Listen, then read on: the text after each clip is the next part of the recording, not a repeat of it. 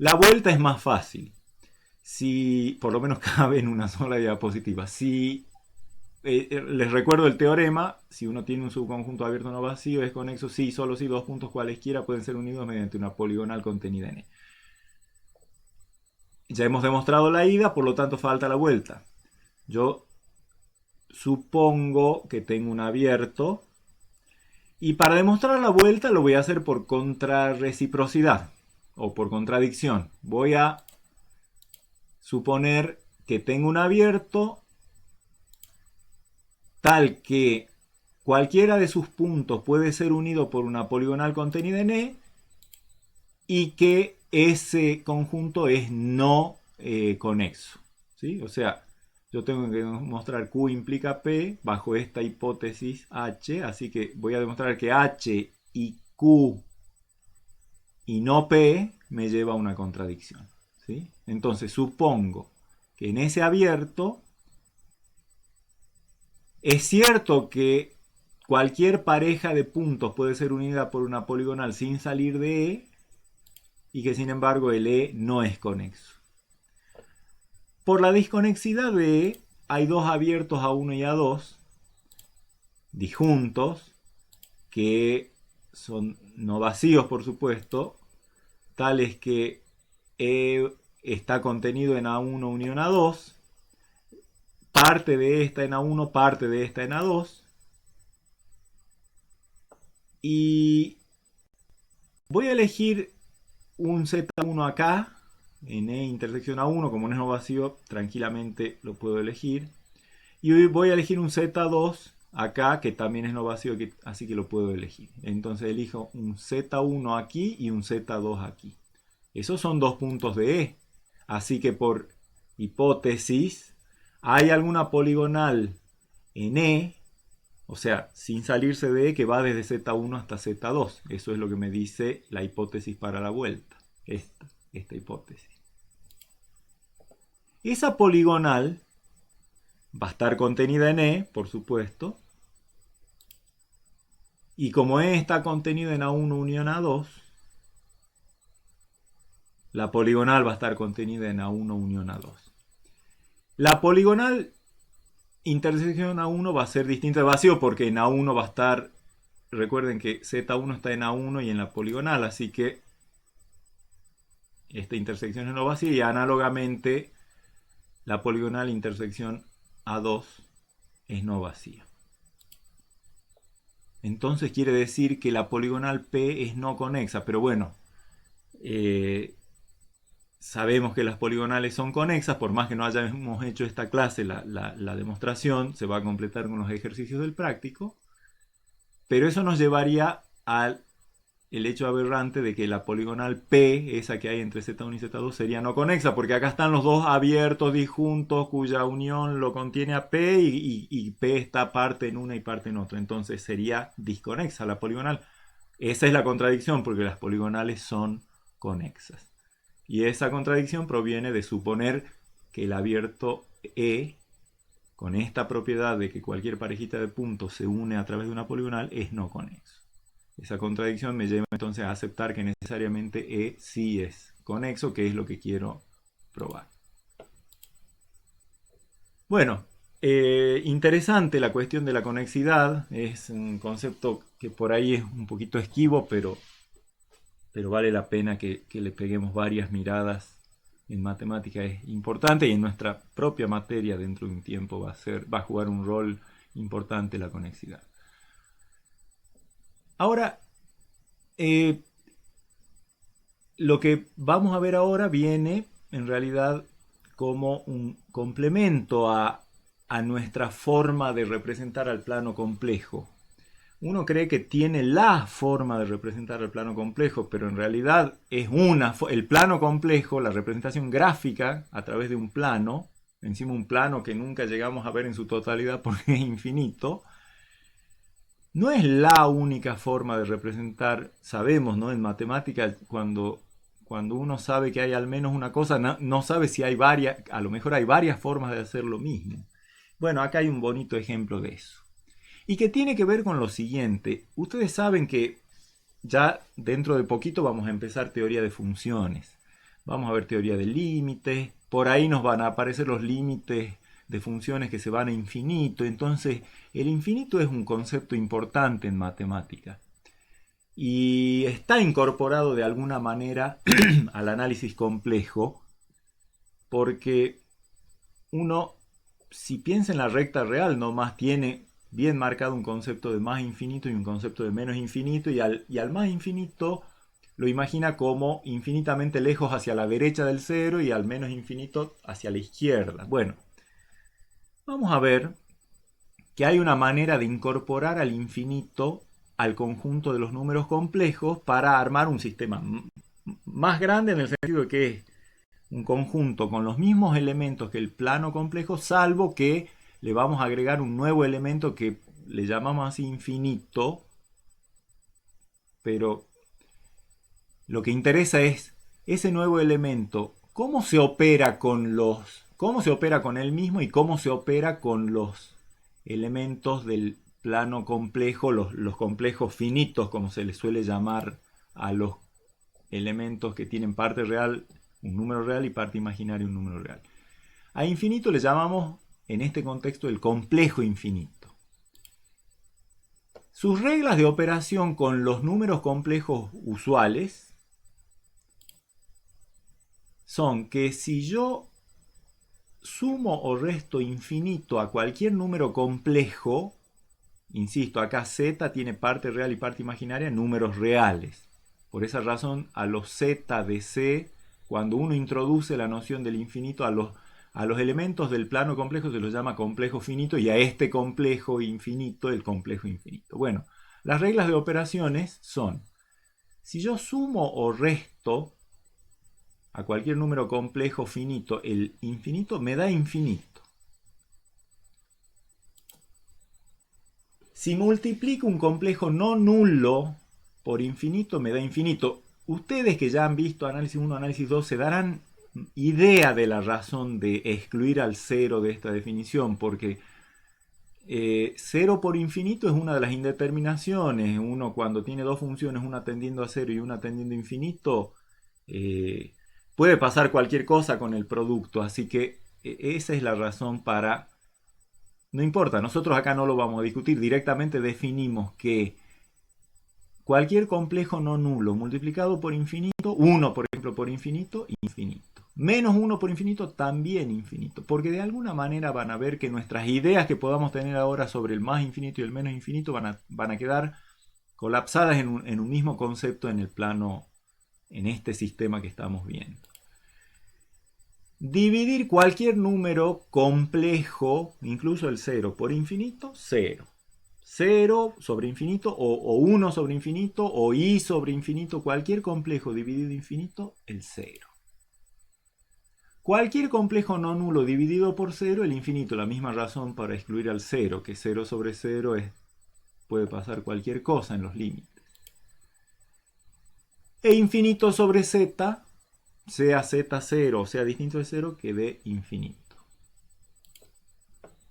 ¿Qué queda indefinido en esta aritmética? Infinito más infinito, infinito menos infinito, las razones son las mismas, puede pasar cualquier cosa. 0 por infinito, 0 sobre 0 e infinito sobre infinito. Esas son las cosas, o sea, imagínense ustedes que a la bolsa de números complejos, tal como la conocemos hasta ahora, le agregamos un nuevo elemento que se llama el infinito. Esa nueva bolsa, que es la misma que C más un elemento especial más, ¿cómo se hacen las operaciones suma, resta, multiplicación y división? Entre dos complejos habituales, como ya hemos definido todas esas operaciones. Y con el infinito, así como dice acá, y quedan indeterminadas estas expresiones. Entonces, justamente lo que hemos hecho es extender al conjunto C, al de los complejos, con un nuevo elemento. Eso se llama el plano complejo extendido, o plano ampliado también, plano complejo ampliado. Ampliado con un solo elemento, vaya ampliación, pero bueno. Se lo designa como C sub infinito para recordar que es a C le hemos enchufado un bicho ahí infinito, un bicho nuevo que se llama infinito, aunque algunos autores, sobre todo cuando lo ven desde un punto de vista topológico, usan C con un sombrerito arriba. En definitiva es C unión el infinito. Ese punto especial con esta forma de operarse con el resto del mundo. Por supuesto que el sistema no alcanza solo con decir quiénes son sus elementos, sino cuáles son sus operaciones. Bueno, las operaciones habituales entre los números complejos finitos y las operaciones con el infinito que hemos visto acá. Todo eso forma el sistema complejo extendido, el conjunto C infinito, o sea, el conjunto de los complejos ampliados o extendidos. ¿Qué representación le damos al infinito? En el plano es imposible. ¿Dónde anda el infinito? Uno se lo imagina como algo lejísimos. Un complejo, lo podríamos imaginar al infinito como un complejo con estas reglas. El módulo del infinito tendría que ser más grande que el módulo de cualquier número complejo. Pero ¿dónde lo ubicamos? ¿En qué dirección del plano lo ubicaríamos? Bueno, no hay una forma coherente en el plano, pero sí hay un artificio muy bueno, para representar al plano complejo extendido, que por supuesto como contiene al plano, también es una manera de representar al plano. Ese artificio se llama la esfera de Riemann. Riemann es más que nada de los analistas complejos, o sea, de los que han hecho análisis complejo, fundamentalmente desde un punto de vista geométrico. ¿Qué es la esfera de Riemann? Bueno, les voy a pedir primero que imaginen el plano común y qué hacemos con el plano común para llegar a esa nueva representación del plano que se llama la esfera de Riemann. A ese plano hagan de cuenta que a este eje lo giran, para llegar a una cosa así. O sea, hagan de cuenta que ustedes se paran acá en vertical sobre por ejemplo este punto y miran desde acá parados perpendiculares al piso, o sea, el plano pasa a ser el piso donde ustedes están parados. Bueno, esto sería así, ¿no? O sea, es como ver en perspectiva desde allá arribita del primer cuadrante, ¿sí? A ese plano le agreguemos un nuevo eje que no lo podemos llamar eje Z para tener los clásicos ejes X, Y, Z. No lo vamos a llamar Z porque Z es nuestro nombre sagrado para números complejos, así que le vamos a dar otro nombre, J. Eje X, eje Y, eje J. El eje X es coincidente con el eje real en esta nueva perspectiva. El eje Y con el eje imaginario, o sea, los ejes X e Y juegan un doble rol. Por un lado son los ejes X e Y de un espacio tridimensional X y Y, y por otro lado los ejes real e imaginario del plano complejo. Dentro de ese espacio tridimensional que absorbe al plano complejo, o sea, cuyo piso, cuyo plano XY es el plano complejo, vamos a destacar un conjunto particular y especialísimo que se llama la esfera de Riemann, que se simboliza con R, que es el conjunto, la esfera unitaria. Más que la esfera me interesa el casco de la esfera, no me interesa el interior de la esfera, ¿sí? O sea, el conjunto de los puntos del espacio X y Y, tales que X cuadrado más Y cuadrado más J cuadrado es igual a 1. Lo voy a ver como un subconjunto del espacio tridimensional R3. La esfera tiene radio 1 entonces, ¿sí?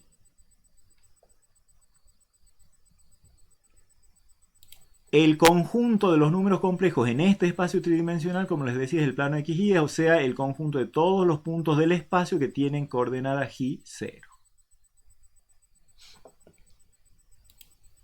Y voy a distinguir dos puntos. Esa esfera yo la voy a, muchas veces se la asocia a la Tierra tiene hemisferios, porque es redonda, ¿no? Tiene paralelos, tiene meridianos, bueno. En la esfera, el punto de más arriba, o sea, el de coordenadas 0, 0, 1, ese es el superior, digamos, de la esfera, se llama polo norte, N. Y acá yo estoy dibujando esta esfera solo el primer octante para no entorpecer el dibujo, pero esta es una esfera con centro en el 0, 0, 0, ¿no? Y entonces, el otro punto diametralmente opuesto a este sería el 0, 0, menos 1, que otra cosa llamarle que polo sur simbolizado con S.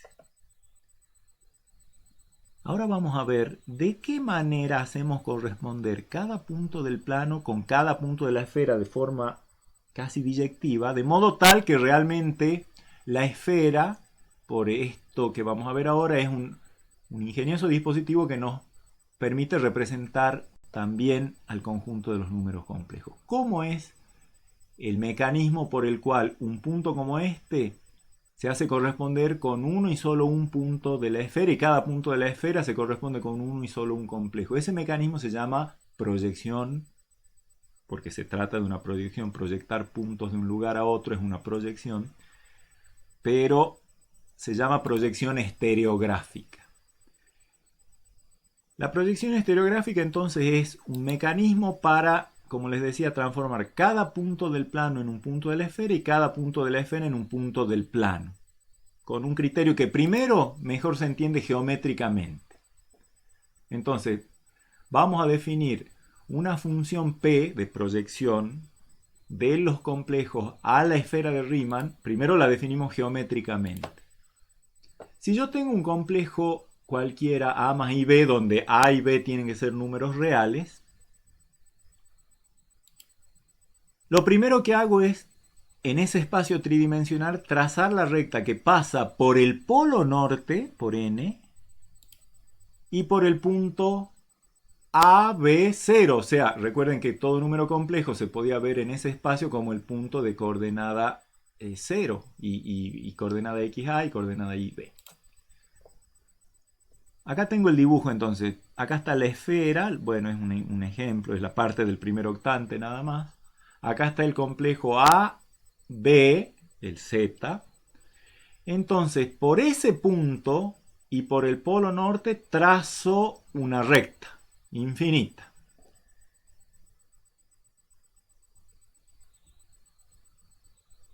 ¿Cómo va a ser esa recta? Por supuesto que va a ser inclinada, porque esto está a nivel del piso, está con coordenada vertical 0, y esto está con coordenada vertical 1, así que la recta va a ser inclinada. Y por lo tanto va a cortar a la esfera en exactamente dos puntos distintos. O sea, no hay posibilidad. Ustedes saben que entre una recta y una esfera puede no haber intersección si la recta está fuera de la esfera. No es el caso porque acá hay un punto de intersección. En general, en el espacio también una recta podría tener como intersección con una esfera un único punto si la recta fuera tangente, pero no es el caso porque no. ¿Sí? Acá estamos en coordenada altura 0, acá altura 1, así que más vale que no hay tangencia. Y por lo tanto esa recta R interseca, esa que pasa por acá y por acá, interseca la esfera en dos puntos distintos. Uno va a ser el n, si justamente así hemos construido la recta, que uno de los puntos por lo que pasa es n, que es un punto de la esfera, por lo tanto ese es un punto de intersección. Y el otro punto de intersección lo vamos a llamar z mayúscula, asociado a z minúscula, y va a tener coordenadas x0, y0, y0, ¿sí? Las tres coordenadas en el espacio.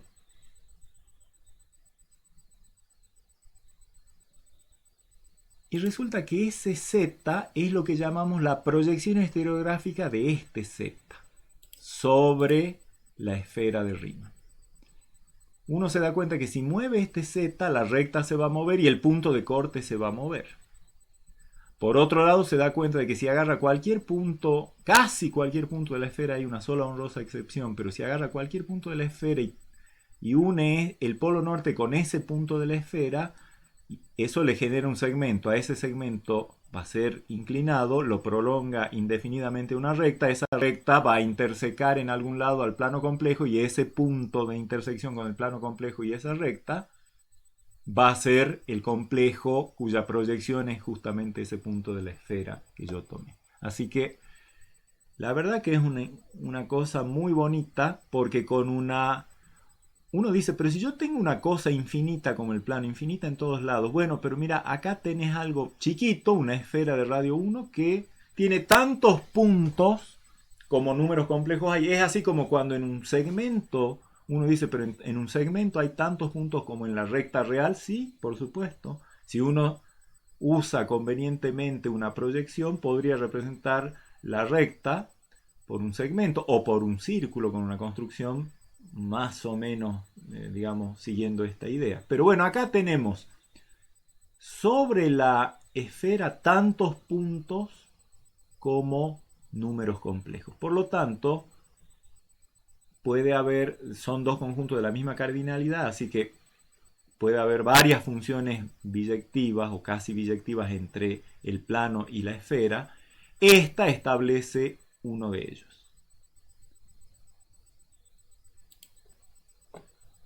La función P completa vista de C en R es lo que se llama la proyección estereográfica de C sobre la esfera de Riemann, del plano sobre la esfera de Riemann. Es una función inyectiva porque si uno toma dos complejos distintos, por lo menos intuitivamente, si hemos seguido las gráficas de recién, se da cuenta que la proyección de esos dos puntos va a tener que ser distinta. Y con las fórmulas que vamos a ver dentro de un ratito, eso es absolutamente demostrable. Pero por lo pronto sigamos con nuestra intuición. Y es casi sobreyectiva, porque el único punto de la esfera que no corresponde a ningún complejo finito es justamente el polo norte. Para el polo, fíjense ustedes, les pido que se imaginen qué tienen que pasar, qué les parece a ustedes que tiene que pasar para, volvamos a la lámina de recién, qué tendrá que pasar para que este punto se acerque al polo norte. Y esta recta tiene que ser cada vez más tendida, como siempre pasa por el polo norte. Eso quiere decir el complejo Z tiene que estar cada vez más lejos del origen. ¿Sí? O sea, cuanto más lejos esté, o sea, cuanto mayor sea el módulo de Z, más arriba va a estar su proyección Z, hasta en un caso límite en el que el Z se fue hasta el infinito, y entonces ahí sí podríamos pensar que la recta esta es horizontal y el punto de corte sería el polo norte, pero con un complejo finito la recta siempre va a ser inclinada y por lo tanto la intersección va a ser por debajo de la coordenada 1. Pero cuanto más grande sea el módulo de Z, o sea, cuanto más lejos esté Z del origen, más alto va a ser el punto de esta intersección porque la recta que está fija pasa por N, se va a ir haciendo cada vez más horizontal y por lo tanto el punto de corte va a estar cada vez más cerca del polo norte. Entonces, el único punto de la esfera que no corresponde a la proyección de ningún complejo finito es justamente el polo norte. Y eso es lo que hace que esta proyección estereográfica, esta función de proyección de C sobre R, así como la hemos definido, sea inyectiva, pero no sea sobreyectiva, sino casi sobreyectiva. La única excepción es ese polo norte que no corresponde a la proyección de ningún complejo. Pero ¿qué tal entonces si definimos, en base a esta P, una nueva función P, o sea, la extendemos de C a C infinito, definiendo que la proyección del infinito sea exactamente el polo norte, que corresponde a la idea de que cuanto más lejos esté un punto del origen, más cercana va a ser su proyección en la esfera al polo norte. Entonces, si lo definimos así, allí sí ya tenemos que la proyección así definida desde el plano complejo ampliado hacia la esfera de Riemann es una biyección. Resulta interesante como biyección ver ciertos conjuntos especiales de la esfera. Son la proyección de qué conjuntos del plano complejo. ¿Se acuerdan? Les dije que mucha de la terminología sobre la esfera de Riemann tiene que ver con cosas de cuando se habla de la Tierra como planeta. La Tierra tiene un ecuador, tiene hemisferios, etc. Entonces uno se pregunta en particular, por ejemplo, si hacemos la analogía de la esfera con la Tierra, el polo norte, el polo sur. De entrada nomás les pregunto, ¿cuál es el punto del plano complejo cuya proyección es el polo sur? Piénsenlo. El ecuador sería justamente el círculo de la esfera que está sobre el plano XY y que coincide con el círculo del plano complejo módulo de z igual a 1. Un paralelo es un círculo que corresponde a la intersección de un plano horizontal con la esfera. Por supuesto, ese plano no más allá, con coordenada, digamos, no superior a 1. Un meridiano es un círculo que pasa por los dos polos. Un círculo, hay muchos, por supuesto. Acá está dibujado un pedacito en el primer octante de uno de ellos. Un hemisferio es todo el casquete que hay encima del plano XY y así sucesivamente. ¿Qué conjuntos del plano tienen entonces estas proyecciones interesantes? Uno de ellos es los puntos del plano que están sobre un círculo centrado en el origen y de radio K,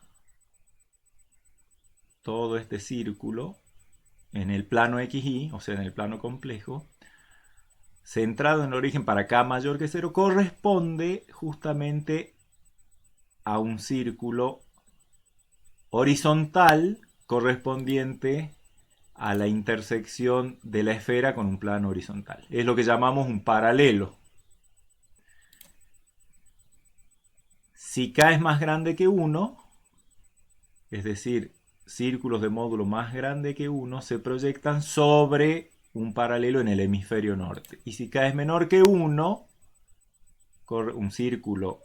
una circunferencia con centro cero y radio menor que 1, se proyecta sobre el hemisferio sur.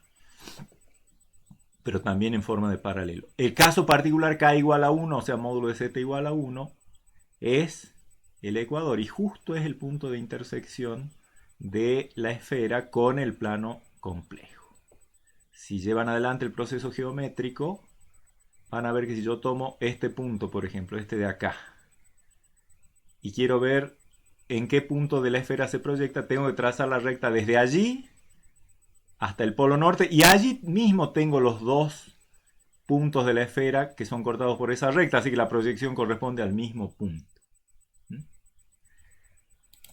Otro caso particular es, ¿qué pasa si yo tomo el exterior de un círculo, de una circunferencia de radio K? Por ejemplo, piensen en el radio, una circunferencia con centro en el origen, piensen en el plano complejo, ¿no? O sea, el piso, el plano XY. Toman una circunferencia allí de radio más grande, de radio K, y piensan en todos los complejos en el exterior.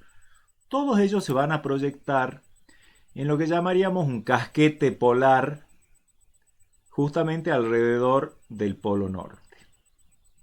O sea, toda esta parte, por ejemplo, si yo me fijaba cuál era la circunferencia que proyectada producía este paralelo, el exterior de esa circunferencia proyectaba a producir lo que hay en la esfera encima del paralelo.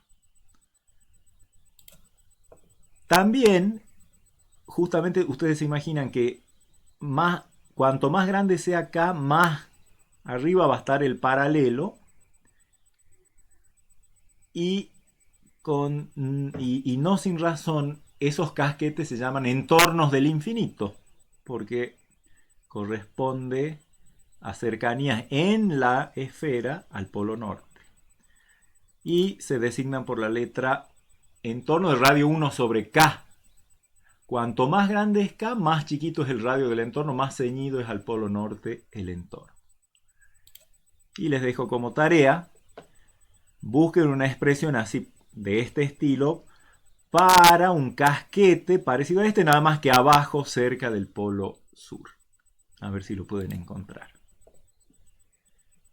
Y supongamos que otra figura que se nos ocurra sea tomar una recta que pasa por el cero. Por ejemplo, uno de los ejes, el eje real. ¿En qué se proyectará? Bueno, si yo proyecto todos los puntos del eje real con el mecanismo de la proyección, el mecanismo geométrico, voy a obtener todos los puntos de este círculo. Si proyecto la recta que pasa por este punto y por el origen, voy a obtener todos los puntos de este círculo, o sea, voy a obtener un meridiano que corresponde a la intersección de la esfera de Riemann con un plano vertical que contiene al plano G. Todas estas cosas las decimos en base a lo que hemos visto de cómo se hace la proyección, pero más vale que necesitamos fórmulas que nos digan, dado el complejo A más I por B, su proyección, ¿qué coordenadas X y Y tiene? Bueno, o sea, dado el complejo Z A más I por B, ¿qué fórmula nos permite a nosotros encontrar, o qué fórmulas nos permiten encontrar las coordenadas en el espacio del punto de su proyección? Para eso, ¿qué datos tenemos? Bueno, supongamos que tenemos dados A más I por B, ese complejo, por lo tanto A y B. Ese complejo llamémosle Z minúscula, como decía el dibujo. ¿Qué otro dato tenemos? Que el punto de proyección pertenece a la esfera, por lo tanto sus coordenadas suman, los cuadrados de sus coordenadas suman 1. ¿Y qué otro dato tenemos? Hasta el momento pareciera que nos falta algo más, y precisamente lo que nos está faltando es la observación de que Z es un punto sobre la recta que une al polo norte con el complejo A más I por B en el plano, en el espacio, digamos. O sea, R pasa por el polo norte, que recuerden que tiene coordenada 0, 0, 1, y por el punto que representa en ese espacio al complejo Z, o sea, A, B, 0. Esa recta es muy fácil establecer una ecuación paramétrica para ella, un punto de paso más un vector de dirección. Un vector de dirección viene dado por la diferencia entre estos dos, A menos 0, B menos 0, 0 menos 1. Este es el vector dirección. Por el parámetro t más el punto de paso 0, 0, 1, que es el polo norte, conforme t varía en r, nos da todos los puntos de esa recta. En particular, el que nos interesa es el que corresponde a z. Ahora, eso quiere decir que estamos buscando números conocidos A y B. Yo tengo conocidos A y B. Estoy buscando T, X0, Y0 y J0, tales que, como decíamos, X0 más Y0 más J0, los cuadrados de ellos sean iguales a 1. Y por otro lado, J0 tiene que ser para algún valor de t adecuado igual a 0 más t por a. O sea, X0 igual a 0 más t por a. Y 0 tiene que ser 0 más t por b. Y J0 tiene que ser 1 más t por menos 1. 1 menos t. O sea que ahí tengo las 4 expresiones que vinculan a las coordenadas J0, Y0, X0, A, B y el parámetro t, que deben satisfacerse para estar sobre la recta y sobre la esfera. Y entonces lo que podemos hacer es reemplazar estas tres X0, Y0 y J0 en la ecuación de la esfera. O sea, el cuadrado de X0, o sea, t cuadrado por a cuadrado, más el cuadrado de Y0, que es t cuadrado por b cuadrado, más el cuadrado de J0, 1 menos t, todo eso al cuadrado, acá tengo el cuadrado del binomio ya expandido, igual a 1. Resuelvo en t, porque recuerden que a y b son datos, y eso me lleva, cancelo, factorizo, saco factor común t, va a quedar t igual a 0, una de las soluciones, y la otra solución va a ser t igual a 2 sobre a cuadrado más b cuadrado más 1.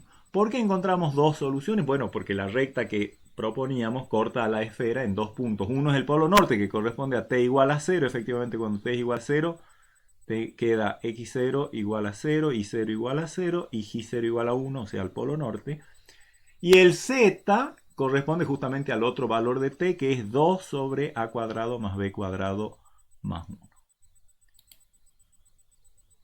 Entonces, la proyección estereográfica de Z minúscula del complejo Z tiene como coordenada horizontal x0 dos veces la parte real de z sobre el módulo de z al cuadrado más 1. Eso es lo que dice esta fórmula. Como i0, dos veces la parte imaginaria, o sea, estoy reemplazando t acá, acá y acá. Al reemplazar t acá, obtengo el i0, o sea, dos veces b, que es la parte imaginaria de z, sobre el módulo de z al cuadrado, que es lo que tengo acá abajo, más 1. Y finalmente J0, reemplazado t aquí, este t aquí y operado, queda módulo de z al cuadrado menos 1 sobre módulo de z al cuadrado más 1. Con estas fórmulas, dado cualquier z, miro su parte real, su parte imaginaria y su módulo y obtengo las expresiones que corresponden a su proyección estereográfica. Y el problema inverso es, si yo tengo un punto sobre la esfera, quiero saber desde qué z proviene para hacer él la proyección, de qué z es. Fórmula para la parte real y la parte imaginaria del complejo. Bueno, por supuesto que vamos a recordar las expresiones que vinculan a todas nuestras variables y ahora vamos a tener como incógnitas a y b y como datos x0, y0 y j0. Las expresiones estas, lo más fácil es despejar t de acá abajo y es 1 menos j0.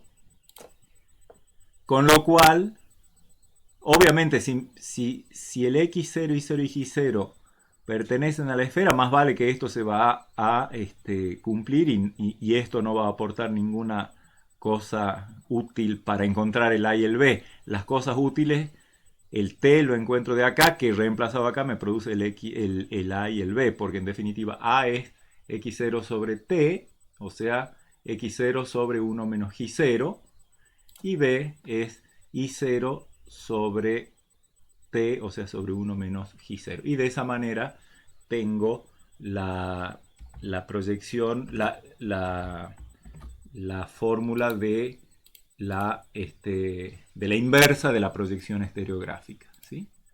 Allí está el complejo en términos del punto sobre la esfera con coordenada x0, y0 y j0.